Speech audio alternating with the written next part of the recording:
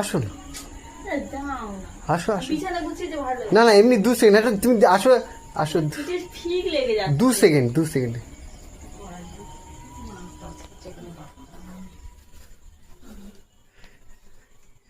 নতুন কিনে নিয়ে এসছো? কত নিয়েছে? কেমন লেগেছে? ভালো বা খুব সুন্দর হয়েছে কালারটা, কারণ আমাদের যা ধুলোবালিও হয় ঘরের মধ্যে, কেমন লাগছে বলো? খুব সুন্দর হয়েছে বেডশিটটা, খুব ভালো লাগছে, আমার তো খুবই পছন্দ হয়েছে। কালারটা কেমন হয়েছে?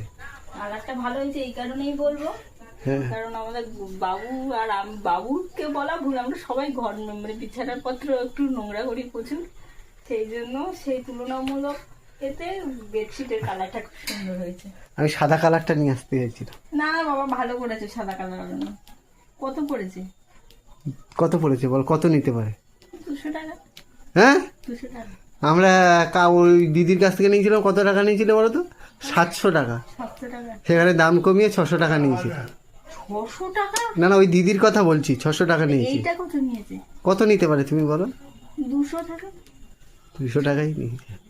200 টাকা নিয়েছি বলে আমি আসার সময় নিয়ে এসেছি। আমি শুধু ভাবছি তখন, তাহলে ওই বেডশিটটা আমাদের, সেই বেডশিটটা তো এখনো বের করানো হয়নি, তাহলে আমাদের কাছ থেকে কতটা ঠকি নিয়ে গিয়ে। নতুন বেডশিট বেছানোর কি দরকার ছিল এখন বর্ষাকালে? না না, ঠিক আছে। লোকজন আসলে তখন তা আছে তো, বেড কভার তো আছে আলমারির মধ্যে।